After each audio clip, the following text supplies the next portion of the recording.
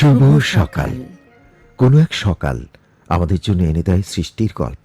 কোনো এক সকাল আমাদের কাছে বয়ে আনে সম্ভাবনার স্বপ্ন। প্রত্যাশার ইচ্ছে পূরণের ইচ্ছেতে এগিয়ে চলে আমরা অদম্য প্রাণ শক্তিতে। সুপ্রিয় বন্ধুরা, সকাল সকাল শুভ শুভ ভাবনাই ভাবতে চাই আমরা। প্রতি সকালের নরম আলো যেমন মনটা ভালো করে দেয়, তেমনি সম্ভাবনা হাতছানিতে দিনের শুরুতেই নিজেদের তৈরি করতেও উৎসাহিত করে। কিন্তু প্রতিদিন সকাল সকাল কি একই রকম হয় আমাদের অনুভূতি? কোনো এক সকালে হয়তো মন ভালো থাকলেও বেঁকে বসে শরীর। বাংলায় আমরা যাকে বলি ম্যাজে ম্যাজে ভাব, হয়তো তেমন অনুভূত হয় না, সুপ্রিয় শ্রোতা বন্ধুরা, কোনো নেতিবাচক কথা বলছি না। বলতে চাইছি যেহেতু শরীর এবং মন মিলিয়েই আমাদের ভালো থাকা, তাই এমনটা হতেও পারে যে শরীর বা মনের যে কোনো একটা খারাপ লাগলে পুরো মানুষটাই খারাপ থাকে। আর আমরা কেউ সেটা চাই না। তো কি করা? প্রথমত সচেতন থাকতে হবে শরীর ভালো রাখতে। এই যে শীতের আগমনী সকাল সন্ধ্যায় হিমহিম আবহাওয়া, সচেতন না থাকলে হতে পারে ঋতুভিত্তিক ঠান্ডা, জ্বর, কাশি, সর্দি, হাঁচি, অ্যালার্জি, গলা ব্যথা অথবা শ্বাসকষ্ট। অনেকের ক্ষেত্রে শীতের ছোঁয়াতেই এসব সমস্যা শুরু হয়, আবার অনেকের এই সময়ে স্বাভাবিক ঠান্ডা লেগেই হয়। তবে আগে ভাগে প্রতিরোধ ব্যবস্থা নিলে সবাই ভালো থাকা যায়। সেই যে একটা কথা আছে না, প্রতিকারের চাইতে প্রতিরোধই উত্তম। ঠান্ডা পানি এড়িয়ে চলি। সকালে বা রাতে বাইরে বের হতে হলে হালকা ভারী কাপড় সাথে রাখি। শুষ্ক আবহাওয়া, ধুলো এড়াতে মাস্ক ব্যবহার করি। এই সবই আমাদের জানা কথা, তাই না? মূলত ভালো থাকতে এবং ভালো রাখতেই এই বিষয়গুলো মেনে চলা। সবাই অনেক বেশি সচেতন থাকি, সুস্থ থাকি, আর শরীর ভালো থাকলে মনও কিন্তু ভালো হয়ে যাবে সহজেই। সারাদিনে মন ভালো রাখার মতো কত কি আছে আশেপাশে আমাদের। অনেক সময় ব্যস্ততাও ভুলিয়ে দেয় মন খারাপ। একটু সময় পেলে প্রিয় কারো সঙ্গে টুকটাক গল্প, একটু বইয়ের চক্ষু বুলানো, পছন্দের গান, এসবই মন ভালো করার মহৌষধ।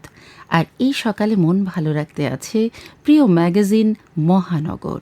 ডাকে পাখি খোলো আঁখি, দেখো সোনালি আকাশ, বহে ভোরের বাতাস। ডাকে পাখি খোলো আঁখি, দেখো সোনালি আকাশ, বহে ভোরের বাতাস, বহে ভোরের বাতাস।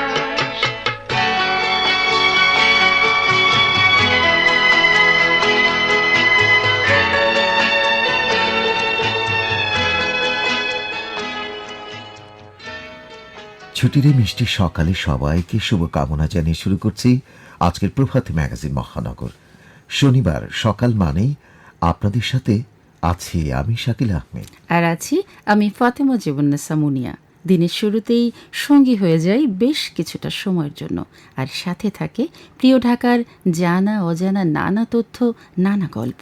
তাহলে জেনে নেই আজকের সূচি। ঢাকা মহানগরী শিল্প সাহিত্য সংস্কৃতি অঙ্গনের প্রতিদিনের নানা খবরে সাজানো আজকের ঢাকা।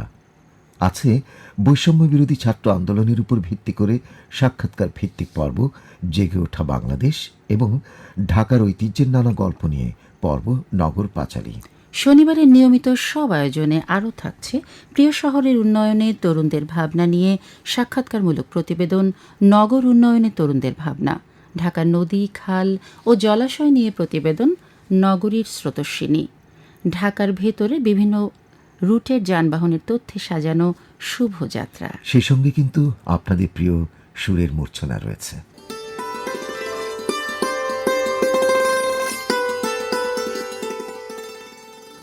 ম্যাগাজিনের শুরুতেই আমরা জানব আজ ঢাকায় কোথায় কখন শিল্প সাহিত্য এবং সাংস্কৃতিক বিভিন্ন অনুষ্ঠানের আয়োজন করা হয়েছে সেই তথ্য।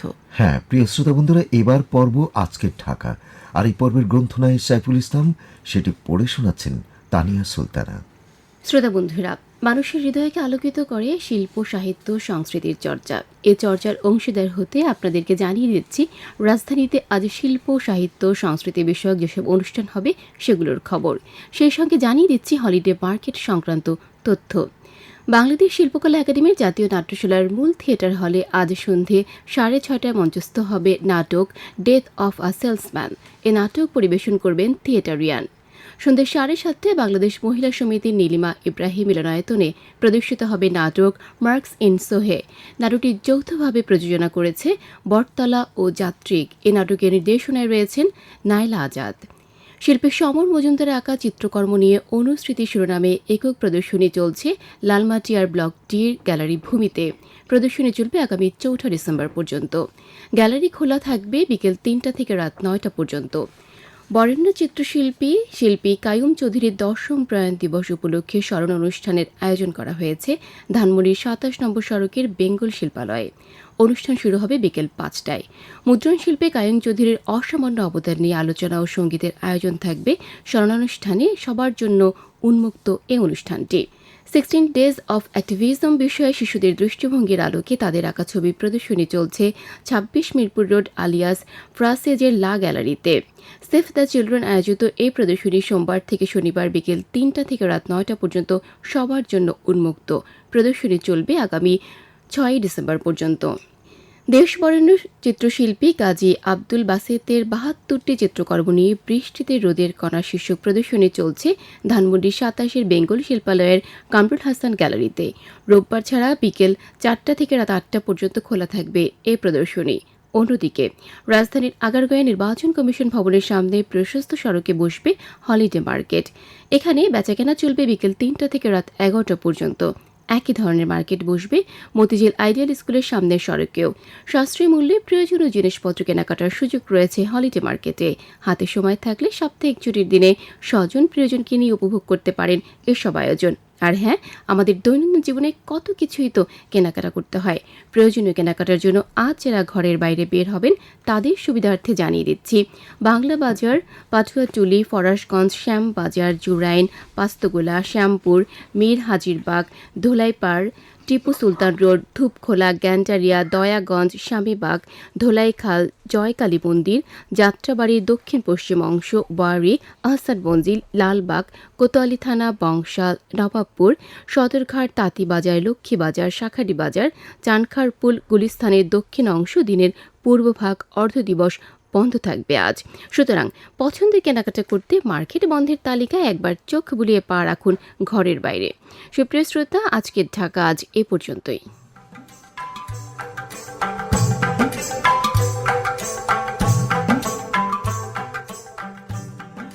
আজকের ঢাকা পর্বে জেনে নিলাম সারাদিন আজ ঢাকায় কোথায় কখন শিল্প সাহিত্য এবং সাংস্কৃতিক বিষয়ে আয়োজন রয়েছে সেই তথ্য। ছুটির দিনে ঘুরতে যাওয়ার বা কেনাকাটা করার জন্য বেছে নিতে পারেন আজকের ঢাকা পর্বে শোনা তথ্যগুলো। সুপ্রিয় শ্রোতা বন্ধুরা, মহানগরীর এবারের পরিবেশনা বৈষম্য বিরোধী ছাত্র আন্দোলনের উপর ভিত্তি করে সাক্ষাৎকার ভিত্তিক পর্ব জেগে ওঠা বাংলাদেশ। এটি গ্রন্থনা উপস্থাপনায় আছেন মামুনুর রশিদ।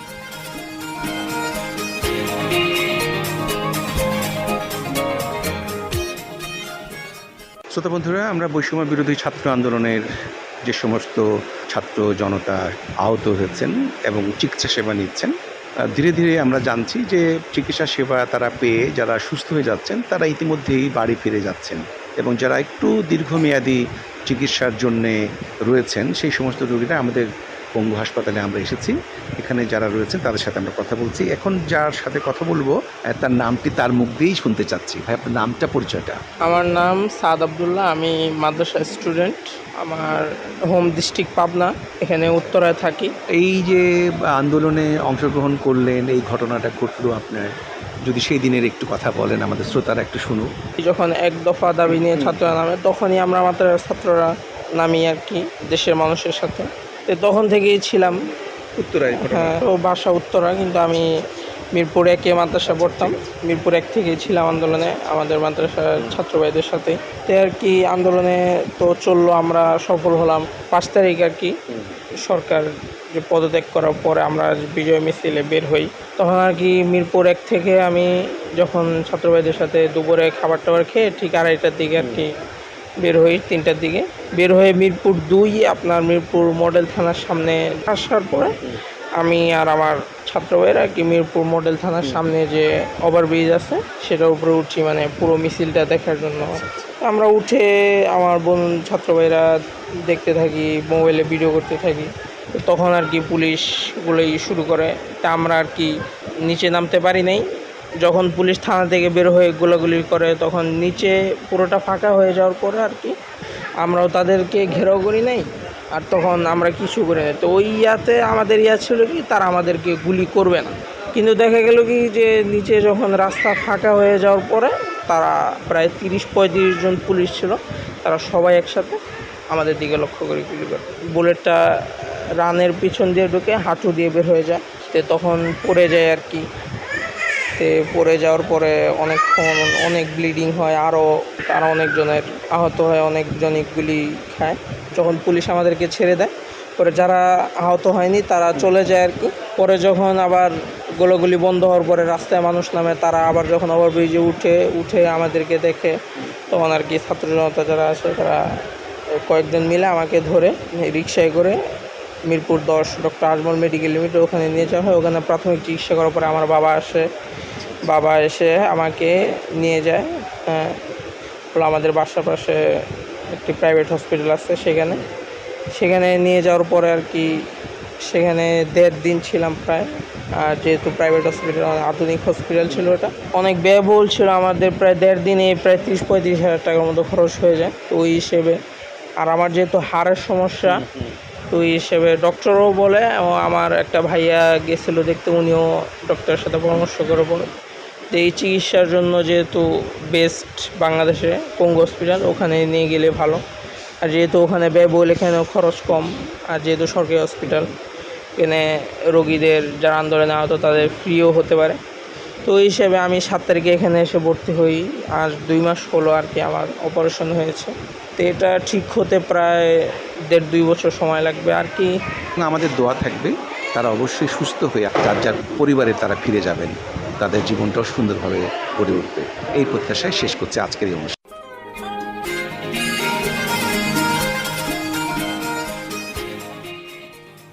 বৈষম্য বিরোধী ছাত্র আন্দোলনের উপর ভিত্তি করে সাক্ষাৎকার ভিত্তিক পর্ব জেগে ওঠা বাংলাদেশ শুনছেন ঢাকা মহানগর কেন্দ্রিক ম্যাগাজিন অনুষ্ঠান মহানগর, আর সাথে আছি আমি মুনিয়া, আমি শাকিল। প্রিয় বন্ধুরা, আয়োজন জুড়ে প্রিয় শহরে নানা গল্প ছড়িয়ে ছিটিয়ে রয়েছে। কোথাও ঐতিহ্যের ছোঁয়া, কোথাও নতুন স্বপ্নের হাতছানি, কোথাও বা বদলে যাওয়া ছবি। সেখান থেকে এবার তুলে নিচ্ছি ইতিহাসের গল্প দিয়ে সাজানো পর্ব নগর পাঁচালী। মহানগরীর ঐতিহ্যবাহী খাবার, হারানো সংস্কৃতি, হারিয়ে যাওয়া বিনোদন কেন্দ্র এবং বিখ্যাত স্থানগুলোর পরিচিতি এবং ইতিহাসের গল্প দিয়ে সাজানো এই পর্বে অদ্বৈত মারুত আজ লিখেছেন ঢাকার বুকে গড়ে ওঠা প্রথম রেল স্টেশন সম্পর্কে, আর পড়ে শোনাচ্ছেন নওশিন ফারহান। প্রিয় শ্রোতা বন্ধুরা, নিশ্চয়ই আপনাদের মনে প্রশ্ন জাগে বাংলাদেশে, বিশেষ করে ঢাকা মহানগরীতে কবে থেকে রেল চলাচল শুরু হলো, আর স্টেশনই বা কোথায় ছিল। হ্যাঁ বন্ধুরা, নগর পাঁচালীতে আজ আমরা শুনব ঢাকার বুকে গড়ে ওঠা প্রথম রেল স্টেশন সম্পর্কে। ভারতবর্ষের শাসকদের মধ্যে মোগলরা ছিলেন যেমন প্রতিভাবান তেমনি আমোদে। বলা যায় তাদের হাত ধরেই পুরো ভারত বদলে গিয়েছিল, হয়ে উঠেছিল বিশ্বের ধনী, সমৃদ্ধ, সুশিক্ষিত, শিল্পময়, উন্নত মানসিকতা ও রুচির অধিকারী জনপদ। গজল, কাসিদা, দৃষ্টিনন্দন চিত্রকলা আর বাহারি স্থাপত্যশৈলী যেমন মোগল শাসকদের নিজস্ব অবদান, তেমনি রসনা লোলুপ সুস্বাদু মোগলাই খাবার আর পশমি জরিদার পোশাক পরিচ্ছদও তাদের একান্ত কীর্তি। সবকিছু মিলিয়ে সামগ্রিকভাবে মোগল রাজনৈতিক আর সাংস্কৃতিক পরম্পরা ও ঐতিহ্যের মূল বৈশিষ্ট্য হল ভারতবর্ষে সুসংঘবদ্ধ, উদার, বহুতত্ত্ববাদী সুশাসনের প্রবর্তন। ফলে আমাদের এই বাংলাও বদলে গিয়েছিল তখন। সময় পরিক্রমায় বদলে যেতে থাকে ঢাকার পরিবেশ, আচার ব্যবহার, কৃষ্টি। নগর সভ্যতায় লাগে আধুনিকতার ছোঁয়া। নির্মিত হতে থাকে আধুনিক স্থাপত্যকলায় নিত্য নতুন দালান কোঠা। বাড়তে থাকে নগর পরিধি এবং সেসব এলাকাও পায় নতুন নতুন নাম। শ্রোতা বন্ধুরা, মোগলরা পছন্দ করতেন সুগন্ধি আর বাহারি আতর। 1600 শতকের পর সুগন্ধি ও আতর ঢাকায় উৎপাদন শুরু হয়। বেছে নেওয়া হয় একটি নির্দিষ্ট এলাকা। সেখানে চাষ করা হতো প্রচুর ফুল উৎপাদনের কারণেই মূলত এলাকাটির নামকরণ হয় ফুলবাড়িয়া। বন্ধুরা, এই ফুলবাড়িয়াতেই পরবর্তীকালে অর্থাৎ ব্রিটিশ শাসনামলে নির্মাণ করা হয় ঢাকার প্রথম রেল স্টেশন। ঘটনাটি ঘটে 1885 খ্রিস্টাব্দে। পরিবহন সুবিধার জন্য ব্রিটিশ সরকার ফুলবাড়িয়ার 50 একরেরও বেশি জায়গা জুড়ে স্থাপন করে রেল লাইন। ওই বছরই স্থাপন করা হয় ময়মনসিংহ থেকে ঢাকা হয়ে নারায়ণগঞ্জ পর্যন্ত 144 কিলোমিটার পর্যন্ত দীর্ঘ মিটার গেজ রেল লাইন। নির্মাণের পর নামকরণ করা হয় ঢাকা স্টেট রেলওয়ে। বলা যায় কমলাপুর রেল স্টেশনের আগে এটাই ছিল পূর্ব বাংলার কেন্দ্রীয় রেল স্টেশন। কিন্তু কেমন ছিল সেই রেল স্টেশন? একটি একতলা ভবন ও প্ল্যাটফর্ম নিয়ে তৈরি করা হয়েছিল ঢাকা স্টেট রেলওয়ে। সাথে ছিল একটি রেল ইয়ার্ডও। শ্রোতা বন্ধুরা, নিশ্চয়ই ভাবছেন ঢাকার বুকে এত জায়গা থাকতে ফুলবাড়িয়ায় কেন রেল স্টেশন স্থাপন?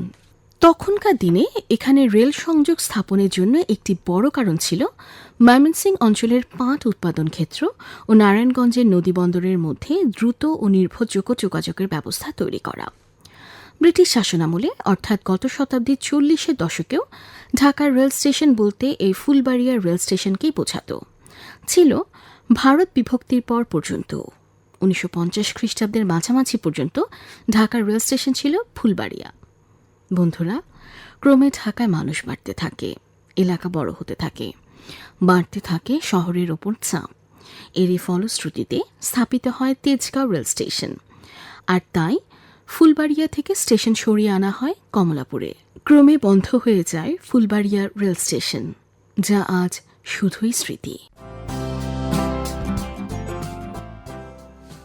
প্রিয় বন্ধুরা, নগর পাঁচালীতে এতক্ষণ আমরা শুনছিলাম ঢাকার বুকে গড়ে ওঠা প্রথম রেল স্টেশন, যেটি কিন্তু আমরা সকলেই জানি বর্তমানে গুলিস্তান ফুলবাড়িয়া, যেখানে এখন একটা বাস স্টপ হয়েছে। শুনছেন প্রভাতী ম্যাগাজিন মহানগর। বাংলাদেশ বেতার ঢাকা থেকে প্রচারিত আপনাদের প্রিয় অনুষ্ঠানে আপনাদের পরামর্শ, মূল্যবান মতামত, গঠনমূলক সমালোচনা জানাতে লিখতে পারেন দুটি মাধ্যমে, চিঠিতে এবং ইমেইল করে। প্রথমে জানিয়ে দিচ্ছি চিঠি লেখার ঠিকানা। প্রযোজক মহানগর, প্রযত্নে পরিচালক বাংলাদেশ বেতার ঢাকা, সৈয়দ মাহবুব মোর্শেদ সরণি, শেরেবাংলা নগর, ঢাকা 1207। আর আমাদেরকে ইমেইল করতে পারেন এই অ্যাড্রেসে mohanogorbb@gmail.com। সুপ্রিয় শ্রোতা বন্ধুরা, ঢাকার পরিবেশের উন্নয়নে কি ভাবছে আমাদের তরুণ প্রজন্ম? এবারে এ বিষয়ে শুনব প্রামাণ্য প্রতিবেদন নগর উন্নয়ন, তরুণদের ভাবনা। সাক্ষাৎকারমূলক প্রামাণ্য প্রতিবেদন নিয়ে সাথে আছেন মহানগরের নিয়মিত প্রতিবেদক শেখ নজরুল ইসলাম। আসুন শুনি ঢাকা মহানগরীর উন্নয়নে সচেতন তরুণদের ভাবনার কথা। তরুণ ভাবনা আপনাদের সবাইকে জানাচ্ছি সাদর আমন্ত্রণ। সুপ্রিয় শ্রোতা, আজ আপনাদের সামনে তুলে ধরব শিক্ষাক্ষেত্রে আধুনিকায়ন প্রসঙ্গে তরুণ শিক্ষার্থীদের নানা ভাবনার কথাগুলি। শ্রোতা বন্ধুরা, শিক্ষাক্ষেত্রে আধুনিকায়ন প্রসঙ্গে আমি এখন কথা বলছি বেশ কয়েকজন তরুণ শিক্ষার্থীদের সাথে। আপনার কি নাম? মোহাম্মদ নূর ই শারিয়া। আপনি কোথায় পড়াশোনা করেছেন? North south and BRAC. আপনি কি বলবেন যে শিক্ষাক্ষেত্রে আধুনিকায়নের ব্যাপারে আমাদের কি কি করতে হবে? আপনাদের কি কি ভাবনা আছে? ফার্স্ট অফ অল, যদি একটা প্রপার এডুকেশন সিস্টেম নিয়ে আমরা কথা বলতে চাই, আমার education system has to B well equipped. ছোটোবেলায় একটা বাচ্চা জিজ্ঞেস করে আকাশ কেন নীল, ঘাস কেন সবুজ, তাহলে something is happening in those 8 বা 12 ইয়ার্স, যে আমার স্টুডেন্টের মধ্যে পড়ার ইচ্ছাটা চলে যাচ্ছে। So we have to focus on the education system. আমরা ইউরোপের সাথে যদি কম্পেয়ার করে দেখি, ইউরোপে ব্লুমস ট্যাক্সোনমি হিসেবে ওদেরকে কোয়েশ্চেন প্যাটার্নগুলি পড়ানো হয়। এই জন্য ওদের কারিকুলাম অনেক আগে ডেভেলপ করার পরও ওদের এখনও বই চেঞ্জ করা লাগে না। কিন্তু আমাদের দেশে প্রত্যেক 5 বছর পর বই চেঞ্জ করা লাগে। ওয়াই? বিকজ আমরা আমাদের কোয়েশ্চেন প্যাটার্ন চেঞ্জ করতে পারি না। অ্যান্ড আজকাল আমরা প্লে থেকে একবারে দ্বাদশ শ্রেণী পর্যন্ত ইংলিশ একটা কম্পালসারি সাবজেক্ট হিসেবে পড়ার পরও স্টুডেন্টরা ইংলিশ পারে না। তার মানে আমার এখানটাতে একটা ভাবনার বিষয়, ইংলিশ শেখা কি বাঙালিদের দুর্বলতা নাকি আমার শিক্ষা পদ্ধতির ব্যর্থতা? এইসব জিনিস যখন আমরা ভেবে দেখি, আমাদের চিন্তাভাবনা করা উচিত যে আমার শিক্ষা পদ্ধতি আমি কীভাবে রিফর্ম করতে পারি। বিকজ একটি জাতির মেরুদণ্ড হচ্ছে কি তার শিক্ষা। অ্যান্ড আমরা যদি রিফর্মেশন নিয়ে কথা বলি, education is the most fundamental part which has to be reformed. অনেক ধন্যবাদ আপনাকে। আমি কথা বলছি আরেকজন তরুণ শিক্ষার্থীর সঙ্গে। কি নাম আপনার? আমার নাম সৈয়দা ওয়াসিফা জাবিন জারিয়া। আমি ফিরোজ মুকুল ইন্টারন্যাশনাল কলেজে পড়াশোনা করছি। আপনি একটু বলবেন যে আধুনিকায়ন করতে হলে আমাদের শিক্ষা ব্যবস্থায় আধুনিক প্রযুক্তির ব্যবহার আমরা কিভাবে নিশ্চিত করতে পারি? এবং আধুনিক প্রযুক্তির ব্যবহারের মাধ্যমে আমাদের বিভিন্ন ধরনের নলেজ হয়, যেগুলো আমরা আগে পেতাম না। আই থিঙ্ক আধুনিক প্রযুক্তি আমাদের জীবনের জন্য জরুরি এবং অত্যাবশ্যকীয়। তাই এটা আমাদের মেধাকে আরও উন্নত করতে সাহায্য করবে। ধন্যবাদ আপনাকে। আমি কথা বলছি আরেকজন তরুণ শিক্ষার্থীর সঙ্গে, শুনবো তার সেই ভাবনার কথাগুলো। জি, আমার নাম মোহাম্মদ কামরুল ইসলাম রায়ান। আমি ফিরোজ মুকুল ইন্টারন্যাশনাল স্কুল অ্যান্ড কলেজে পড়াশোনা করছি। আপনি একটু বলবেন যে এই আধুনিকায়ন করতে হলে প্রত্যেকটি শিক্ষা প্রতিষ্ঠানে এবং শিক্ষকদেরকে কি কি ভূমিকা পালন করতে হবে, কি কি কাজগুলো আমাদেরকে করতে হবে? আমার মতে একটি শিক্ষার্থী যতক্ষণ পর্যন্ত একটি ব্যাপারে না বুঝছে তাকে ততক্ষণ বোঝানো উচিত।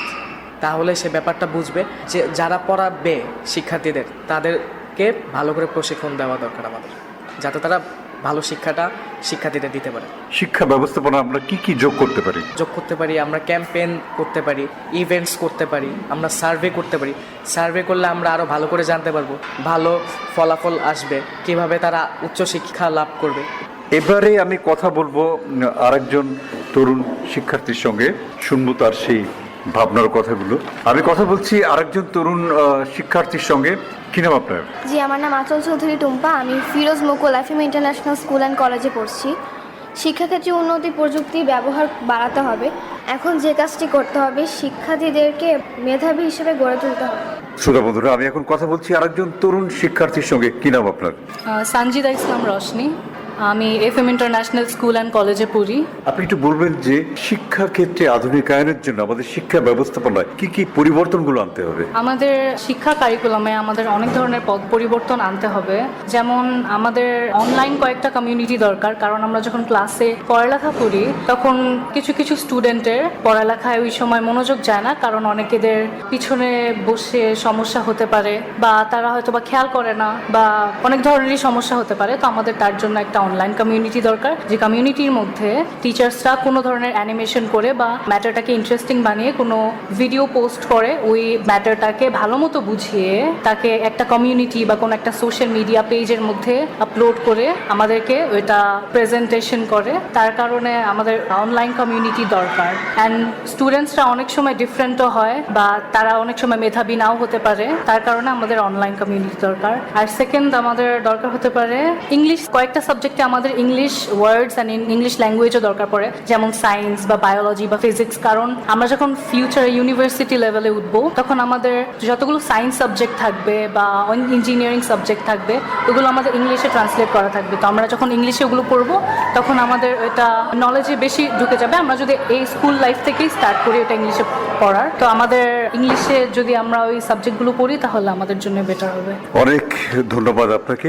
সুপ্রিয় শ্রোতা, আমাদের দেশের শিক্ষা ব্যবস্থায় এ পর্যন্ত অনেকগুলো পরিবর্তন কিন্তু হয়েছে। এছাড়া আধুনিক এবং যুগের সাথে তাল মিলিয়ে শিক্ষা ব্যবস্থা প্রণয়নের জন্য এবং শিক্ষা ক্ষেত্রে উন্নয়নের জন্য শিক্ষা কমিশন নতুন শিক্ষা ব্যবস্থা প্রণয়ন করে। তবে একবিংশ শতাব্দীর চ্যালেঞ্জ মোকাবেলায় সাধারণ শিক্ষার্থীদেরকে হতে হবে আরো বেশি বুদ্ধিমান, মেধাবী, কর্মঠ এবং বাস্তব জ্ঞান সমৃদ্ধ। আর তাই নতুন শিক্ষা ব্যবস্থাকে কাজে লাগিয়ে শিক্ষার্থীরা মেধাবী, দক্ষ এবং যোগ্য নাগরিক হিসেবে গড়ে উঠবে, এটাই আমাদের প্রত্যাশা। প্রিয় শ্রোতা, নগর উন্নয়নের তরুণ ভাবনা আজ এ পর্যন্তই। ধন্যবাদ আপনাদের সবাইকে। প্রিয় মহানগরীর উন্নয়নে তরুণদের ভাবনার কথা শুনছিলাম প্রামাণ্য প্রতিবেদনে। এই শহর আপনার আমার, আমাদের সবার প্রিয়। এই শহরেই বড় হচ্ছে আমাদের প্রজন্ম, তাই এই শহরের প্রতিও আমাদের কিছু দায়িত্ব রয়েছে। শহর পরিচ্ছন্ন রাখতে নাগরিক যে দায়িত্বগুলো রয়েছে সেসব পালন করার আহ্বানে শোনাবে এবার একটি নজরুল সঙ্গীত। শিল্পী ফেরদৌস সারা।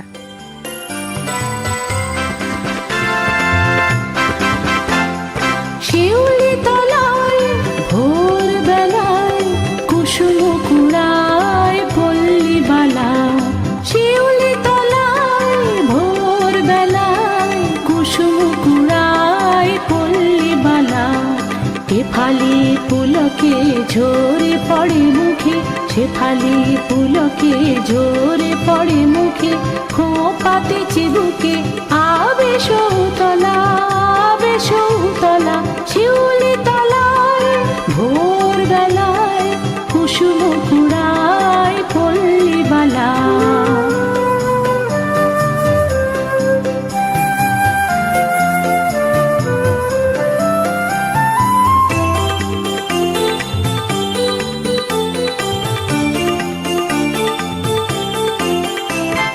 ঘুমটা খুলিয়া তার পিছে লুটায়, শিথিল কবরে লুটিছে পায়, ঘুমটা খুলিয়া তার পিঠে লুটায়, শিখিল কবরে লুটিছে পায়, নৃত্যের ভঙ্গে ফুল তোলে রঙ্গে, নৃত্যের ভঙ্গে ফুল তোলে রঙ্গে। প্রিয় বন্ধুরা, সুর শোনা হলো এবারে নগরী স্রোতস্বিনী পর্ব।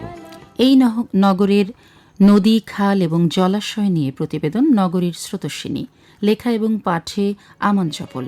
আজ আমরা শুনব শীতলক্ষ্যা নদী নিয়ে। একটা সময় একটি নদীকে কেন্দ্র করেই গড়ে উঠেছিল প্রাচ্যের ড্যান্ডি খ্যাত নারায়ণগঞ্জ নগরী। সে সময় দূর দূরান্ত থেকে আসা বিদেশি জাহাজে খাবার পানি সংগ্রহ করা হতো সেই নদী থেকেই। নদীর কিনারায় আপন মোড়ে চড়ে বেড়াতো গরুর পাল। দুপারে গাছপালায় ছাওয়া সড়ক, ফাঁকে ফাঁকে বসতি আর বাজার। নদীটির জলপ্রবাহ বেশ গভীর ও মন্থর। ভরা বর্ষাতেও উপচে পড়ে না স্রোত, প্লাবিত হয় না অববাহিকা, তাই পাড় ভাঙার দুর্নামও নেই তার। এমন শান্ত নদী সচরাচর দেখাই যায় না। প্রিয় শ্রোতা, বলছি ঢাকার কোল ঘেঁষে বয়ে চলা শীতলক্ষ্যার কথা। শীতলক্ষ্যা ব্রহ্মপুত্র নদের একটি উপনদী। এর অন্য নাম লক্ষ্যা নদী। ঢাকার মতোই এটি গাজীপুর ও নরসিংদীর পাশ দিয়েও প্রবাহিত হয়েছে। শীতলক্ষ্যা প্রায় ব্রহ্মপুত্রের সমান্তরালে প্রবাহিত। গাজীপুরের টোক এলাকায় ব্রহ্মপুত্র দুই ভাগে বিভক্ত হয়েছে, যার একটি বানর নদী নামে পরিচিত। এই বানর নদী পরে লক্ষ্যপুরে এসে শীতলক্ষ্যা নাম ধারণ করে। ভাটিতে নামলে পশ্চিম পারে গাজীপুরের কালীগঞ্জ, পূর্ব পারে নরসিংদীর ঘোড়াশাল, ভাটিতে রূপগঞ্জ। তার নিচে ডেমরার কাছে বালু নদীকে বুকে নিয়ে দক্ষিণে এগিয়েছে শীতলক্ষ্যা। শীতলক্ষ্যা কলাগাছিয়ার কাছে আবার ধলেশ্বরী নদীতে পড়েছে। এ নদীর দৈর্ঘ্য ১১০ কিলোমিটার। নারায়ণগঞ্জের পাশ দিয়ে এর প্রস্থ ৩০০ মিটার, কিন্তু অন্যান্য জায়গায় গড়ে ১০০ মিটার। ডেমরার কাছে এসে এর প্রবাহ সবচেয়ে বেশি। ডেমরায় সর্বোচ্চ ২৬০০ কিউসেক প্রবাহ পরিমাপ করা হয়েছে। শীতলক্ষ্যা নদীর নাব্যতা প্রায় সারা বছরই সমান।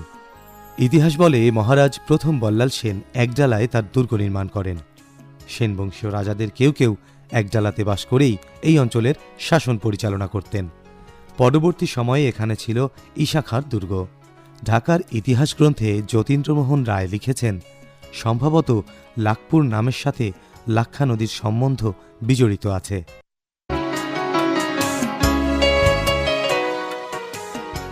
আমরা নগরী স্রোতস্বিনী পর্বে শুনছিলাম শীতলক্ষ্যা নদী নিয়ে।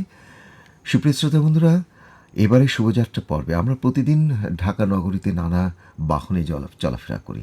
সেই বাহনগুলো কখন, কোথায়, কিভাবে চলছে চলুন একটু জেনে নেই। যেমন আলিফ বাস ছাড়ে মিরপুর ১৪ থেকে, এরপর মিরপুর ১০ হয়ে মিরপুর ২ সানি সিনেমা হল, মিরপুর ১ মগবাজার, কোনাবাড়ি, রূপনগর, বেড়িবাঁধ, বিরুলিয়া, আশুলিয়া, জিরাপুর, ফ্যান্টাসি কিংডম হয়ে নন্দন পার্ক পর্যন্ত চলাচল করে। আলিফের বাস আরেকটি রুটে পাবেন মিরপুর ১ থেকে Mirpur ২, Mirpur ১০, Kazipara, Shewrapara, Agargaon, Bijoy Sarani, Jahangir gate, Mohakhali, wireless, Gulshan ১, Badda link road, Madhya Badda, Merul, Rampura bridge পার হয়ে বনশ্রী পৌঁছে।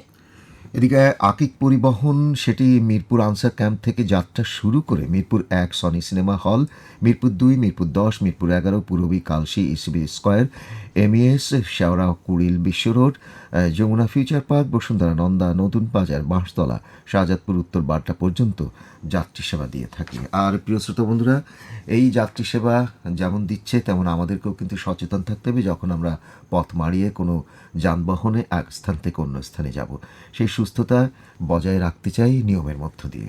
বন্ধুরা, স্বাস্থ্যবিধি মেনে চলুন এবং সুস্থ থাকুন, এটাই প্রত্যাশা। এবারে চলে যাচ্ছি একদম শেষের কথায়। বন্ধুরা, আজকের মহানগর গ্রন্থনা করেছেন তনিম করিম। উপস্থাপনায় ছিলাম আমি ফাতেমা জেবুন্নেসা মুনিয়া, আমি শাকিল আহমেদ। প্রযোজনার সহযোগিতায় মোহাম্মদ আমিরুল ইসলাম, প্রকৌশল সহযোগিতা দিলেন মোসাম্মদ নূরজাহান, তত্ত্বাবধানে শাহনাজ বেগম এবং মহানগর প্রযোজনা করলেন মোহাম্মদ দুলাল হুসাইন।